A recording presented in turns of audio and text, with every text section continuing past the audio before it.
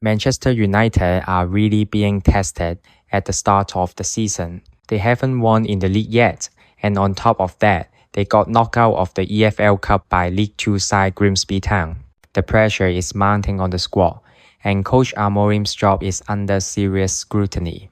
Now, they're back at home to face Burnley. Is this the moment for a counter-attack, or are they about to fall into a deep dark pit?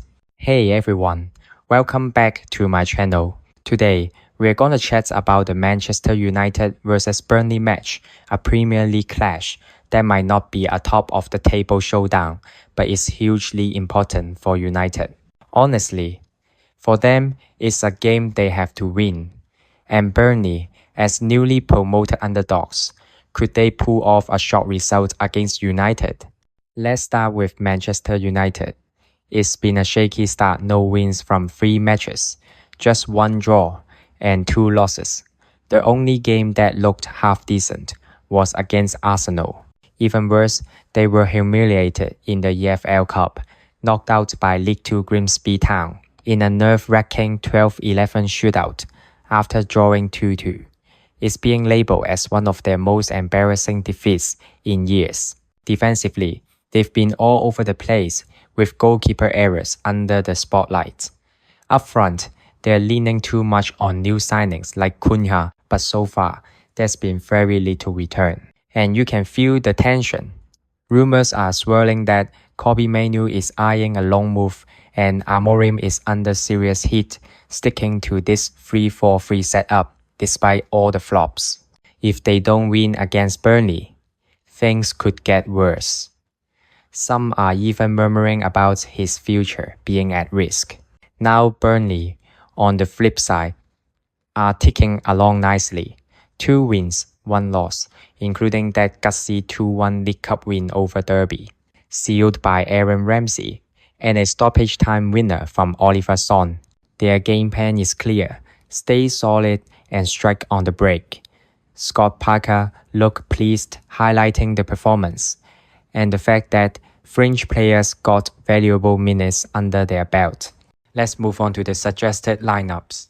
For Manchester United, honestly, I love to see them switch back to a 4-2-3-1 formation, but knowing AMORIM, he won't change. So, it's probably going to stay a 3-4-3-1. In goal, Altay Bayindir. Look, he's not the most reliable option. He struggles with crosses and his footwork is questionable. But right now, he's still better than using Onana. The back 3? De Ligt, Harry Maguire, and Lenny Yoro. 3 defenders with strong aerial presence. The idea is simple: protect the keeper, cut down the risk from set pieces and corners. Wingbacks, Dalot and Doku. In midfield, Casemiro and Ugarte, to solidify the middle and bring more balance. And up front, the attacking trio, Bruno, Cunha, and Buemo as the striker. Now, for Burnley, I expect them to stick with the 4-2-3-1 they used against Sunderland. The same lineup, really. For them, it's all about whether Kyle Walker and goalkeeper Dubravka can hold things together, and whether they can limit United's key attackers. So, what are the key factors in this match? First, United must score early. With a 3-4-3 system, energy levels are crucial. If they can take the lead before the 35th minute, they'll have control over the tempo. But if Burnley dig in, or even worse score first, then it could be a nightmare. Second, defending set pieces. United's goalkeeping problem isn't solved, so the only way is to rely on Maguire and De Ligt's aerial strength. And most importantly, avoid giving away silly fouls. Don't hand Burnley easy opportunities to whip in dangerous crosses.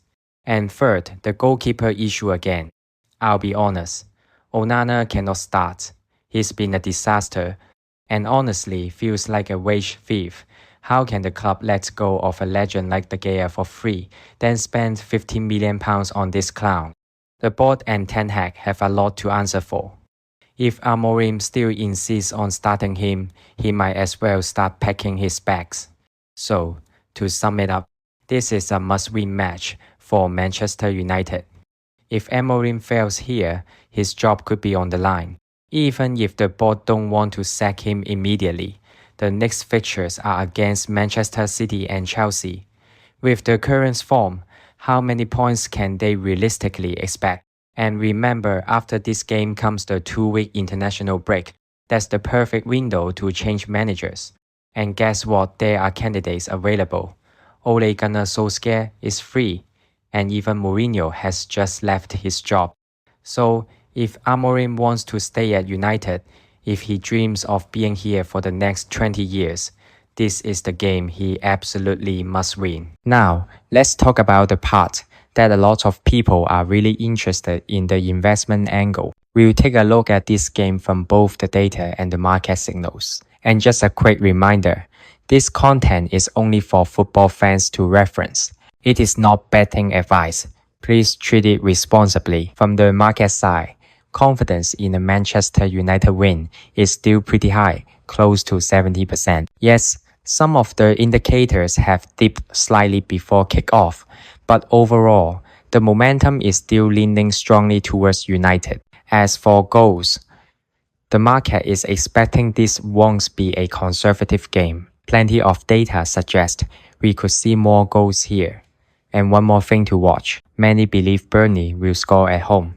So the both teams to score market has also gained some traction. Now, speaking from my own view, I don't really trust United right now. They're dealing with a lot of internal problems. The dressing room morale is low, and I've always felt United's players lack the mental toughness to fight in moments like this. Burnley, on the other hand, should be very well prepared. And if you check the last 5 meetings between these sides, they've not exactly been high-scoring matches. So, putting the data and the market together, here's my take. On paper, United are still stronger, but their defense looks shaky, so I think the chance of conceding is high. Going forward, with chemistry still missing in attack, I see them scoring maybe 1, at most 2 goals. As for Burnley, they might be the underdog, but they've been in decent form. I can see them getting a goal maybe from a corner. So my picks would be handicap Burnley +2 looks solid. Second choice, both teams to score. And if I had to give score predictions, either a 2-1 win for United or a 1-1 draw. And again, this is just my personal analysis, not advice. That's my prediction for this game. If you enjoy this type of breakdown, don't forget to like and subscribe. And here's today's question for you. If you were part of the Manchester United board and the team failed to win this match, would you sack the coach? Leave your thoughts in the comments, and I will see you next time.